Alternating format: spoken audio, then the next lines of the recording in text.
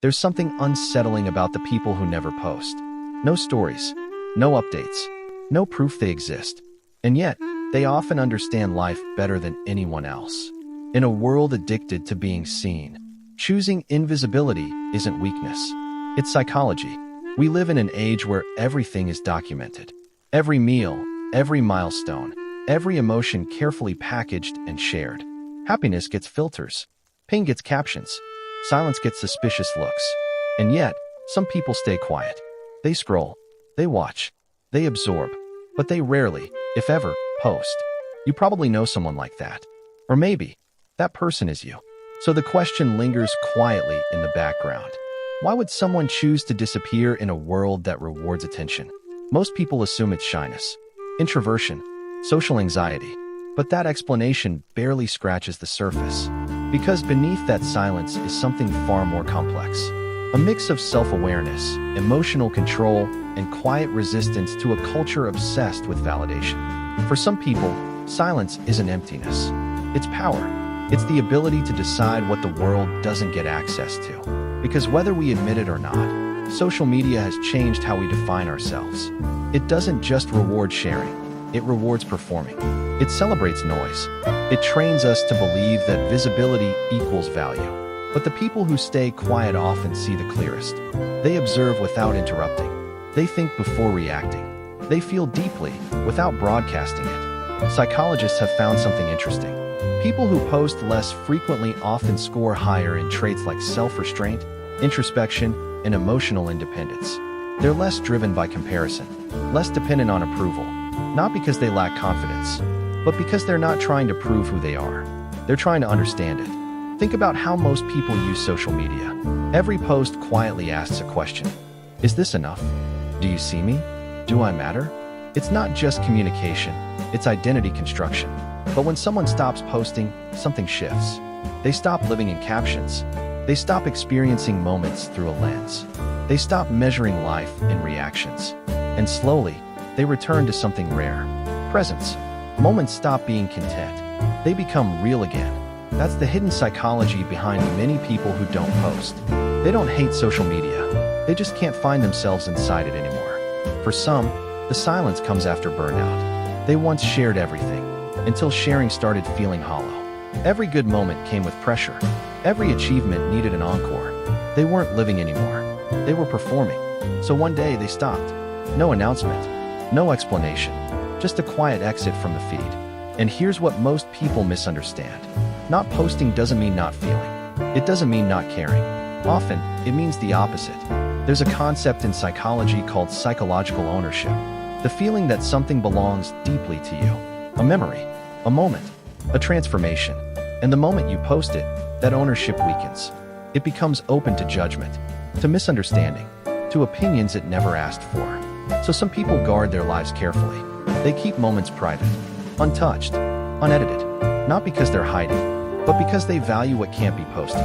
But silence isn't always peace. For some, it's protection.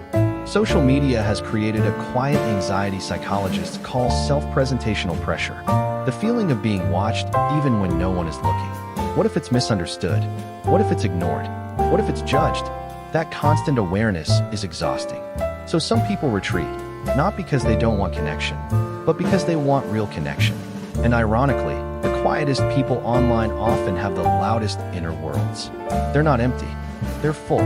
They simply choose stillness over spectacle. There's something deeply philosophical about that choice. In a world screaming, "Look at me," choosing not to speak becomes a statement. It says, "I exist beyond your perception." Because some of the most important transformations in life, growth, grief, healing, happen quietly, unposted, unseen.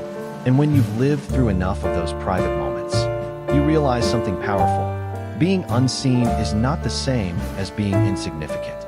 It's where identity is formed, not performed. Social media promised connection, but often it delivers isolation. When you stop posting, you stop chasing digital closeness and start noticing who reaches out without reminders, who remembers without updates, who stays without proof. Those connections feel heavier, warmer, more real. And the people who don't post live there, they build relationships that don't need evidence. They experience life without turning it into content.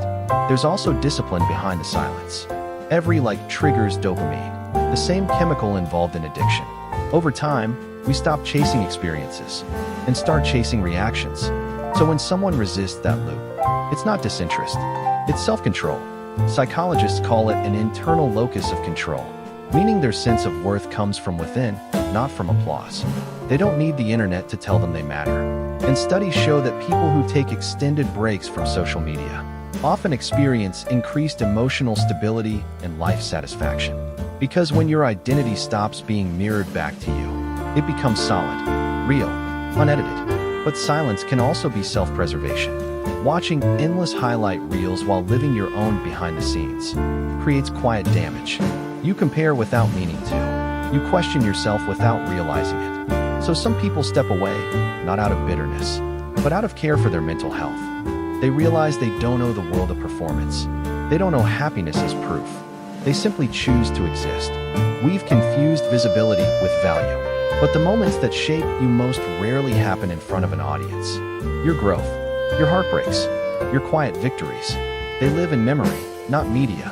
And maybe that's enough. Because when you stop broadcasting every thought, you start hearing your own again. Your fears, your desires, your inner compass. That's not withdrawal. That's a return. The longer someone stays quiet online, the more vividly they experience life. Time slows. Conversations deepen. Presence sharpens. They're no longer performing life. They're living it. And maybe that's why they're misunderstood. Labeled distant, mysterious, detached. But if you look closer, their silence isn't empty. It's depth. It's confidence without announcement. Peace without proof. Because not every truth is meant for the crowd. Some moments deserve to stay untouched by algorithms. So the next time you notice someone who never posts, don't assume they're hiding. Maybe they've simply remembered something the rest of us forgot. That we're not meant to be content. We're meant to be human. And sometimes, the most honest expression of who you are is silence.